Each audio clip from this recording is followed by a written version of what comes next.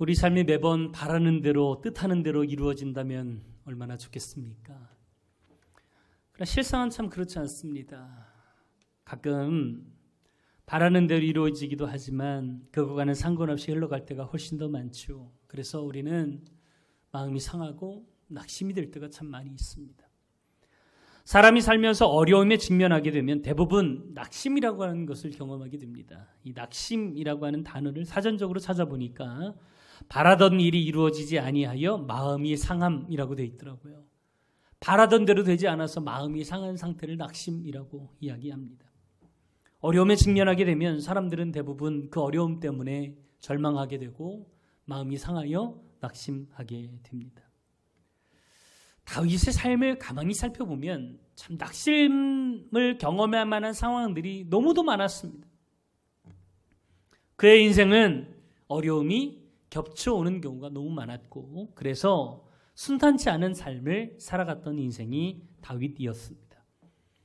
어려울 때마다 그는 믿음으로 잘 극복해 나갔습니다. 그러나 매번 그랬던 것은 아니었습니다. 어려운 현실에 낙심하여 세상으로 도피한 허물과도 같은 사건이 오늘 성경에 등장하고 있는 것이죠. 하나님께서는 다윗의 이런 실망스러운 모습을 통해서 우리의 실상을 보게 하십니다. 우리도 마찬가지 아닙니까? 매번 믿음으로 모든 문제를 다 이겼다, 극복했다 말할 수 있습니까? 때로는 낙심도 하고 실망도 하고 믿음이 있는 상태에서도 믿음대로 살지 못하고 세상과 타협하며 그저 그렇게 세상 속에 묻혀 살아가는 경우도 얼마나 많이 있습니까? 우리에게도 이런 실망스러운 모습이 있지만 하나님의 은혜로 얼마든지 우리는 다시 새롭게 될 수 있다는 소망을 오늘 말씀을 통해서 우리에게 알려주고 있는 것입니다. 삶이 어렵고 낙심이 될 때 우리는 어떻게 해야 그 어려움을 극복하고 이겨낼 수 있을까? 오늘 다윗의 예를 들면서 함께 말씀을 나누어 보고자 합니다. 첫 번째로는 어려울 때에는 하나님께 피해야 된다는 것입니다.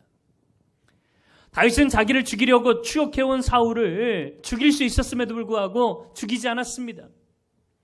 그는 다만 사울의 창과 물병만을 가지고 다시 자기 진영으로 돌아갑니다. 이 사실을 알게 된 사울은 자신의 잘못을 솔직하게 고백하고 이제 다윗에게 아들이라고 칭하면서 내가 다시는 너를 죽이지 않겠다 하면서 진심으로 용서하고 화해를 이루어냅니다. 그럼에도 다윗은 안심이 되지 않았습니다. 사울이 언제 마음을 바꾸어서 자기를 죽이려고 할지 몰라 그는 사울의 손이 미치지 않는 블레셋 땅으로 피하게 된 것입니다. 사울이 추적할 수 없는 블레셋에 머무는 것이 다윗이 할 수 있는 최선의 방어책이라고 생각했던 것이죠. 자, 우리가 1절 말씀을 같이 한번 읽어보도록 하겠습니다. 27장 1절 시작. 다윗이 그 마음에 생각하기를 내가 후일에는 사울의 손에 붙잡히리니 블레셋 사람들의 땅으로 피하여 들어가는 것이 좋으리로다. 사울이 이스라엘 온 영토 내에서 다시 나를 찾다가 단념하리니 내가 그의 손에서 벗어나리라 하고. 아멘. 사울은 변덕스러운 사람이었습니다.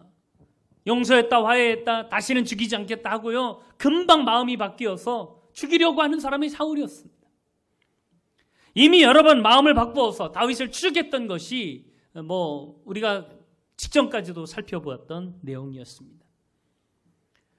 그렇기 때문에 다윗이 지금 1절에서 하는 이 조치가 어떻게 보면 다윗이 할 수 있는 최선의 방법이라고 생각이 됩니다.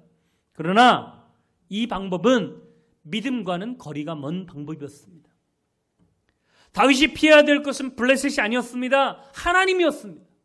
근데 그는 육신적인 생각으로 사울이 자기를 쫓아오지 못할 적국인 블레셋으로 피하는 것이 내가 가장 안전한 방법이라고 생각하고 그곳에 몸을 의탁했었던 것이죠.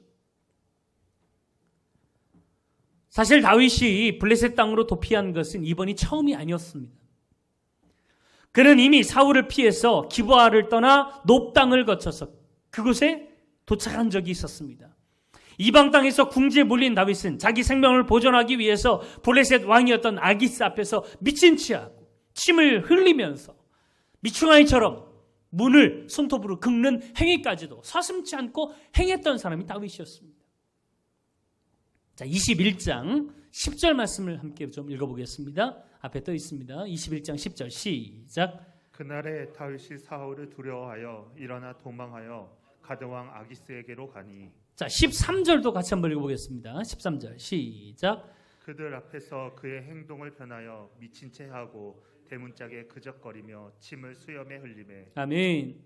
자기 목숨을 보존하기 위해서 블레셋으로 도망갑니다. 그리고 그곳에서는요, 뜻하지 않게 새로운 위험이 도사리게 되죠. 블레셋 사람들에게는 가장 주적이 사울이 아니었습니다. 자기의 영웅인 골리앗을 죽인 다윗이었던 것이죠. 피하고 나니까 그것이 생각난 거예요. 그리고 블레셋 사람들이 다 자기를 죽이려고 하니까 결국 다윗이 행동했던 것이 뭐냐면 미친 척하는 것이었습니다. 멀쩡한데 미친 척하는 게 얼마나 수치스럽겠습니까? 그것도 적국인 이방인 앞에서 정신 나간 사람처럼 행동하는 그것 자체가 믿음의 사람으로서는 아주 치욕적인 일이었죠. 다윗은 사울을 피해서 블레셋으로 도망갔지만 그것이 가장 안전한 것이 아니었다는 거예요. 뜻하지 않는 새로운 어려움을 봉착하게 된 다윗, 이것을 경험했던 다윗이 또다시 안전을 위해서 블레셋으로 도망을 하고 있는 것입니다. 환경을 바꾸고 사람에게 피하는 것이 약간의 도움을 될 수 있을지는 모르지만 자칫하면 더 큰 어려움을 초래할 수 있음을 기억해야 된다는 거예요. 모든 어려움의 해결책은 하나님께 피하는 것입니다. 주님 품이 가장 안전한 곳임을 기억할 수 있기를 간절히 바랍니다. 그래서 우리는 사람에게 피하기를 멈추고 하나님께 우리의 어려움을 맡기면 그분께서 모든 어려움을 근본적으로 해결해 주실 줄 믿습니다. 이것이 믿음의 사람들이 가져야 될 가장 바른 태도라는 거예요. 1820년 아일랜드의 더블린에서 태어난 이 조셉 스크라이븐이라고 하는 분이 계십니다. 이분이 대학을 졸업한 후에 교직 생활을 하고 있었습니다. 학교에서 아이들을 가르치고 있던 중에 큰 어려움을 겪게 됩니다. 교직 생활을 하다가 한 여인을 만나서 사랑을 하게 되고 그 여인과 약혼을 하고 결혼을 하게 되었습니다. 결혼식 전날 약혼녀가 다리를 건너준 중에 말에서 떨어져가지고 그 다리에서 낙마를 하게 됩니다. 그리고 물에 빠져 죽게 됩니다. 결혼식 전날 사랑하는 여인을 잃게 돼요. 너무도 슬퍼서 시름에 잠겨있는 그때 누군가의 전도를 받아서 예수님을 영접하게 됩니다. 그리고 믿음의 힘으로 이 모든 어려움을 이겨내게 되죠. 그리고 그는 캐나다로 이민을 가게 됩니다. 그곳에서 새로운 환경에서 열심히 믿음 생활하면서 상처를 치유받고 생활을 하다가 또다시 새로운 어려움에 맞닥뜨리게 되죠. 캐나다 살면서 또 새로운 사랑하는 여인을 만나게 됩니다. 그 여인과 미래를 약속해요. 그 여인의 이름이 캐서린이었습니다. 이 여인은 원래 신앙생활을 하지 않는 여인이었습니다. 남편의 신앙을 따라서 나도 믿음 생활을 하겠다 결단을 하고 결혼식 전에 세례를 받는 것이 좋겠다. 그것이 남편에게 도움이 되겠다 싶어서 춥지만 결혼식 전날 세례를 받게 됩니다.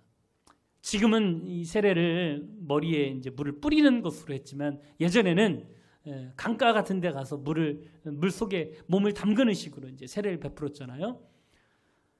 그래서 춥지만 어렵게 결단을 하고 세례를 받고 났는데 독감이 걸린 거예요. 너무 날씨가 추웠든지. 독감이 너무 심해져서 결국 폐렴으로 발전하게 되고 그것 때문에 세상을 떠나게 되었습니다. 그때 이 사람이 결단을 하게 됩니다. 스크라이븐이 이제는 내가 사랑하는 사람을 떠나보내는 이 아픔을 겪고 나니까 세상에 얼마나 많은 사람들이 사랑하는 사람과 이별을 경험하고 있는지를 눈에 보게 된 거예요. 그때부터 그는 이제 교사를 내려놓고 신학을 공부해서 이 땅에 사랑하는 사람을 떠내보내서 아파하는 사람들을 위해서 내가 평생을 주님을 위해 헌신하고 목회를 하겠다. 그리고 독신으로 살면서 열심히 어렵고 힘든 사람들을 위해서 목회를 하며 그렇게 살아가게 되었습니다. 열심히 교회에서 목회를 하던 중에 또 다른 어려움을 겪게 됩니다. 독신으로 목회하는 아들을 헌신적으로 뒷바라지 해준 분이 스크라이븐 목사님의 어머니였습니다. 근데 어느 날 어머니가 중병에 걸린 거예요. 하나님이 원망스러울 법도 한데 그는 오히려 병마와 싸우는 어머니를 위로하고 자신에게 용기를 북돋우기 위해서 그때부터 시를 쓰기 시작했습니다. 그러다 어느 날 이 시편 말씀에 감동이 되어서 한 찬양시를 쓰게 됩니다. 시편 55편 22절에 성경은 이렇게 이야기하죠. 내 짐을 여호와께 맡기라. 그가 너를 붙드시고 의인의 요동함을 영원히 허락지 아니하시리로다. 이 말씀에 감동을 받고 시를 쓰고 그 시를 하루 종일 읊조리기 시작합니다. 그 찬송시가 아까 우리가 불렀던 죄짐 맡은 우리 구주라고 하는 찬양이 되었습니다. 10년 가까이 중풍으로 누워 계시는 어머니를 간병하면서 뒷바라지하면서 힘겹게 목회를 하게 되었습니다. 이분은 10년 동안 끊임없이 자기가 지었던 찬송시를 입으로 읊지르며 그렇게 불렀습니다. 자연스럽게 주변 사람들이 그 찬양을 따라 부르게 되었습니다. 따라 부르면서도 이 찬송이 원래 있었던 것으로 여기고 자기 목사님이 지은 찬송가라고는 생각지도 못했다 그래요. 그 찬송가 3절에 보면 이렇게 나와 있죠. 근심 걱정 무거운 짐 아니 진자 누군가 피난처는 우리 예수 주께 기도드리세. 세상 친구 멸시하고 너를 조롱하여도 예수 품에 안기어서 참된 위로받겠네. 세상 사람들은 예수 믿고 뭐 잘된 게 있느냐, 사랑하는 사람 나 떠나보내고 그렇게 헌신해도 어머니까지 이렇게 쓰러졌는데 왜 아직도 예수 믿고 있느냐 조롱하고 손가락질했지만 이분은 그것에 끔찍하지 아니하고 나를 위로해 주시고 내가 피할 곳은 바로 하나님 품이라는 사실을 믿고 그 믿음으로 최선을 다해 헌신하며 살았던 것이죠. 우리도 마찬가지 아닙니까? 요즘처럼 참 신앙생활하기 힘든 때가 없는 것 같습니다. 예수 믿는다, 신앙생활한다, 교회 다닌다 자신 있게 말할 수 없는 때가 지금인 것 같습니다. 그러나 여러분 기억하십시오. 아무리 삶이 힘들고 어려워도 우리가 피해야 될 것은 세상이 아닙니다. 하나님 품입니다. 그 품이 가장 안전하고 하나님께서 우리의 모든 어려움을 해결해 주시는 유일한 해결책임을 믿고 그 믿음으로 우리 모두가 삶에서 승리할 수 있기를 간절히 바랍니다. 두 번째로 실수에도 불구하고 하나님의 은혜는 계속되고 있음을 기억해야 된다는 것입니다. 다윗은 아직까지 오지도 않은 미래의 어려움을 해결하기 위해서 세상과 손을 잡습니다. 블레셋 왕에게 찾아가서 몸을 의탁한 것이죠.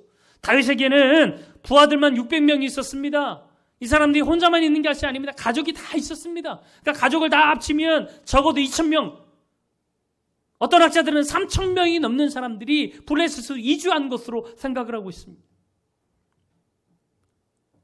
하나님의 백성이 하나님께 피하지 아니하고 세상에 피했습니다.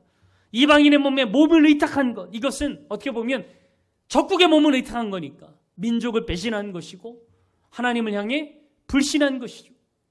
그런 표현이었던 거예요.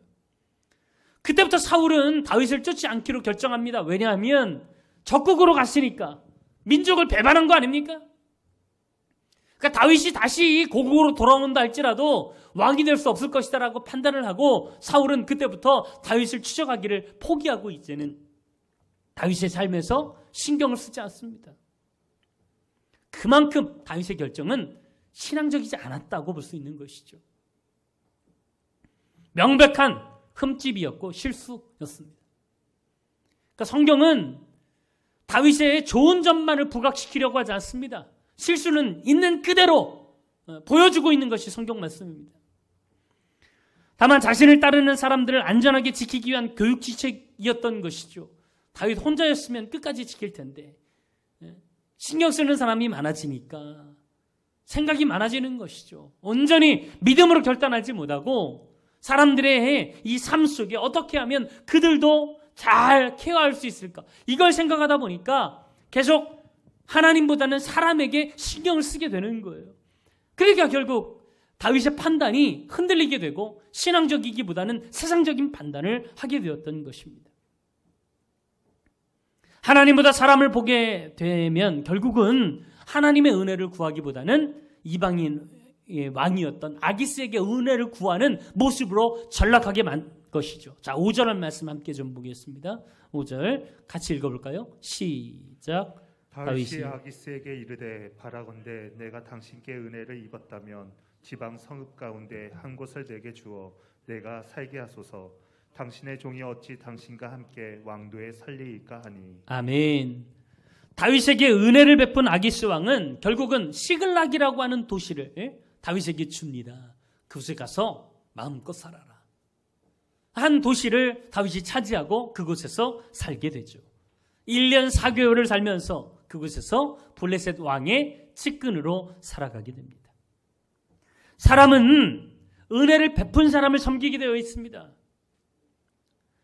다윗이 은혜를 구해야 될 분은 하나님이어야 되는데 이방 왕에게 은혜를 구하니까요, 결국 그 은혜 받은 대로 다윗은 이방 왕을 섬기면서 살게 되었던 것이죠. 그곳에서 다윗은 주변 족속을 침략하며 살게 됩니다. 실제로 불황당 같은 삶을 살게 되죠. 주변 족속들을 공격해서 양과 소와 나귀와 낙타와 의복들을 빼앗아서 자기 민족을 먹여 살립니다.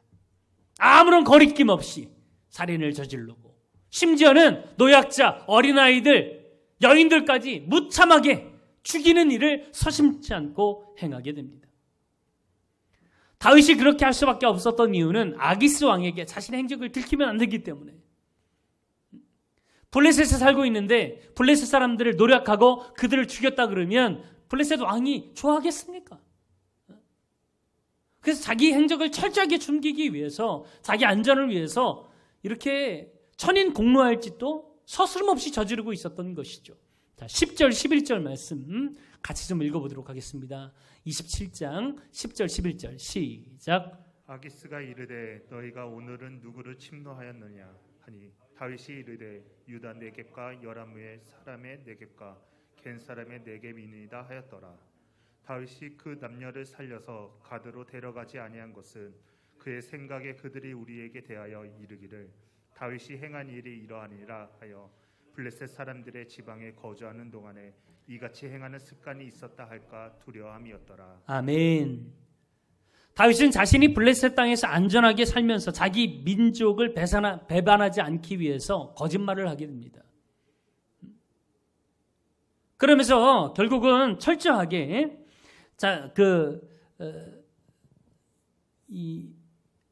어떻게 보면 노약자들까지 몰살시키는 비도덕적이고 비신앙적인 행위를 일삼고 있었던 것이죠.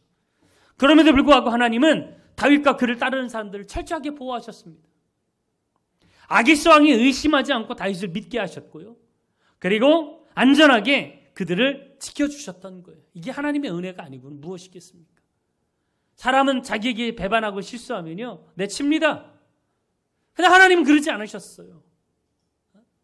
다윗이 비록 자기를 위해서 이렇게 비도덕적이고 비신앙적인 일들을 행하고 있지만 그럼에도 불구하고 하나님은 다윗을 보호하셨고 다윗이 안전하게 그곳에서 살아갈 수 있도록 지켜주셨던 것입니다. 하나님은 다윗이 깨닫고 돌아올 때까지 참고 기다리셨던 것이죠. 이게 하나님의 은혜였던 거예요. 세상을 가까이 하고 하나님을 멀리하는 사람은 인간적인 수단과 방법을 다 씁니다. 그래서 일시적으로 성공을 거두고 안전하게 사는 것처럼 보일 수 있습니다. 그렇지만 그런 삶에는 교만과 탐욕, 위선과 거짓의 죄만이 있을 뿐이라는 것이죠. 그러나 우리의 범죄와 타락에도 불구하고 하나님은 우리를 지키시고 돌아오기를 기다리고 계신다는 거예요. 다윗이 실수합니다. 신앙과는 전혀 상관없는 그런 삶을 살아가고 있는 중에도 하나님은 그를 지키셨어요. 은혜로 그들을 돌보셨던 것입니다. 우리는 설 수 없는 죄인입니다. 하나님의 은혜가 아니고서는 우리는 주님 앞에 설 수 없는 죄인입니다. 이 은혜가 우리를 다시 변화하게 만드는 것입니다. 여러분 잘 아시는 오프라 윈프리라고 하는 이 토크쇼의 여왕이라고 불리는 사람이 있습니다. 이 사람의 이 성공 신화는 많은 사람들에게 귀감이 되었습니다. 그러나 그는 결코 좋은 환경과 배경을 가졌기 때문에 성공한 것이 아니었습니다. 그녀의 과거는 너무도 어두웠습니다. 미시시피주 산골에서 가난한 흑인 사생아로 태어난 그녀는 9살에 사촌 오빠에게 성폭행을 당하게 됩니다. 문란한 성생활로 그는 14살에 미혼모가 됩니다. 낳은 지 2주 만에 아이가 죽는 고통을 겪기도 했습니다. 뿐만 아니라 마약을 하다가 붙잡혀서 소녀 감호소에 갇히기도 했습니다. 그녀는 사람들로부터 비판과 무시를 받을 만큼 어두운 과거를 가지고 있었습니다. 그러나 그녀가 예수님을 마음으로 영접한 순간 그의 삶이 완전히 달라지게 되었습니다. 매주 예배를 드리고 성경과 함께 독실한 크리스찬으로 살면서 그는 자서전에서 이런 고백을 하게 됩니다. 나는 높은 곳에 계신 하나님의 부르심을 따라 인도를 받고 있습니다. 그것은 어떤 목소리가 아니고 느낌입니다. 제대로 느낌이 전달되지 않으면 나는 아무것도 하지 않아요. 기분이 언짢을 때는 성경을 손에 꼭 쥐고 나 같은 죄인 살리신 그 찬송가를 틀어서 듣고 있어요. 그러면 마음이 정돈이 되고 마치 산 위로 날아오는 듯한 느낌을 경험하게 돼요. 그녀는 힘들고 어두운 과거가 오히려 하나님의 은혜를 붙드는 계기가 되었다고 이야기합니다. 내 인생이 평탄했다면 하나님을 만날 수 없었다고 이야기합니다. 벼랑 끝에서 손을 내밀어 주시는 하나님 때문에 자신은 다시 일어설 수 있었다고 이야기합니다. 그렇습니다. 아무리 힘들어도 우리가 성장하길 원하시는 하나님을 믿고 기다리기만 하면 우리는 다시 일어설 수 있습니다. 베드로후서 3장 9절에 보면 성경은 이렇게 이야기합니다. 주의 약속은 어떤 이들이 더디다고 생각하는 것 같이 더딘 것이 아니라 오직 주께서는 너희를 대하여 오래 참으사 아무도 멸망하지 아니하고 다 회개하기에 이르기를 원하시느니라. 삶이 힘들고 마음이 낙심이 될 때에 자칫하면 하나님을 떠나 세상을 가까이 하는 범죄를 저지를 수 있습니다. 타락하기 쉽습니다. 그러나 우리의 범죄와 타락에도 불구하고 하나님은 여전히 우리를 지키시고 보호하시고 은혜를 베풀어 주시는 줄 믿습니다. 이럴 때일수록 더 오래 참으사 아무도 멸망하지 아니하고 다 회개하기에 이르기를 원하시는 하나님의 은혜를 붙잡아야 될 줄 믿습니다. 실수해도요, 넘어져도요, 사람은 쳐다보지 않는다 할지라도 하나님은 다시 우리를 향해 손을 내밀어 주시는 분이세요. 이 은혜가 우리를 다시 일으키시는 줄 믿습니다. 찰스 스펄전 목사님이 이런 이야기를 했습니다. 상처 없이 진주조개가 만들어질 수 없듯이 고난 없이 그리스도인은 없습니다. 지금이 가장 힘들고 어려우시죠. 사업하는 분들도 신앙생활하는 분들도 다 힘들고 어렵습니다. 더더군다나 믿음 생활하기 가장 어려운 시대가 지금이 아닐까 싶습니다. 고난 없이 그리스도인은 없습니다. 힘들고 어려운 순간이 없이는 절대 참된 믿음은 드러나지 않습니다. 어려울 때일수록 더 주님의 은혜를 사모하면서 믿음으로 나아가는 저와 여러분 될 수 있기를 간절히 바랍니다. 사랑하는 여러분, 삶이 힘들고 어려울 때일수록 마음이 낙심될수록 더 하나님께 피할 수 있기를 간절히 바랍니다. 세상은 우리를 안전하게 지켜주지 못합니다. 여러분, 불안하고 두려울 때일수록 더 주님 품에 안길 수 있는 저와 여러분들에게 간절히 바랍니다. 세상이 줄 수 없는 주님의 위로와 평안이 주님 품에는 있습니다. 그리고 우리의 범죄와 타락에도 불구하고 여전히 우리를 보호하시고 우리를 품어주시는 하나님의 은혜 안으로 들어오는 저와 여러분들에게 간절히 바랍니다. 그 은혜가 우리를 다시 살게 하는 줄 믿습니다. 이 시간 은혜 아니면 함께 찬양하면서 주님께 나아가길 원합니다.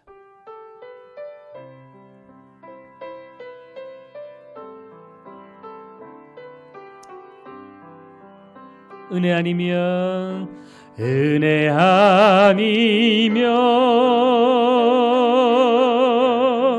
나서지 못하네.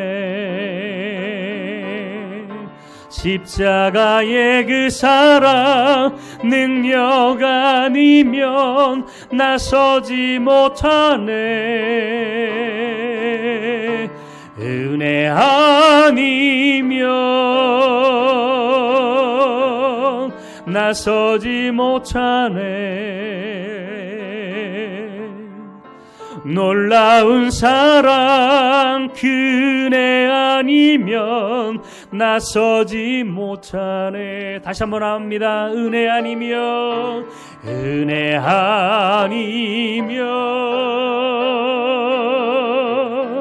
나서지 못하네. 십자가의 그 사랑 능력 아니면 나서지 못하네. 은혜 아니면 나서지 못하네. 놀라운 사랑 그네 아니면 나서지 못하네. 이 시간 함께 기도하기로 합니다. 하나님, 주님의 은혜가 아니면 오늘도 이렇게 예배드릴 조차 없는 우리들을 다시 한번 품어주시고 기다려주시니 감사합니다. 오직 주님 바라보게 하시고 믿음으로 승리할 수 있도록 우리를 붙들어 달라고 주여 한번 크게 부르짖고 같이 기도하며 나아갑니다. 주여 아버지, 힘들고 어려운 순간에도 우리를 여전히 붙들어 주시고 지키시고 보호하시는 하나님, 우리는 끊임없이 어려울 때일수록 더 세상을 향해 나가고 하나님께 피하기보다는 세상을 벗삼아 살고 있는데도 불구하고 여전히 우리를 기다리시며 은혜로 돌아오길 원하시는 주님을 이 시간 믿습니다. 다시 한번 우리에게 기회해 주셔서 하나님의 은혜 안에 나아가게 하시고 주님 품에서 주의 그 능력을 경험하는 우리가 되게 도와 주옵소서. 성령님 역사할 줄 믿습니다. 사랑의 주님, 주님의 은혜가 아니면 이 자리에 설 수도 없는 우리들을 십자가의 은혜로 다시 한번 품어주시니 감사합니다. 이제부터는 더 이상 세상에 피하지 않겠습니다. 주님 품이 가장 안전하다는 사실을 믿고 주님께 내 삶을 드립니다. 주님이 품어주시고 우리를 복된 길로 인도하여 주시옵소서. 지금 이 순간에도 질병으로, 삶의 어려움으로, 경제적인 위기로 고통받고 있는 귀한 성도들 주님이 품어주시고 안전하게 지켜주시옵소서. 예수님의 이름으로 기도했습니다. 아멘.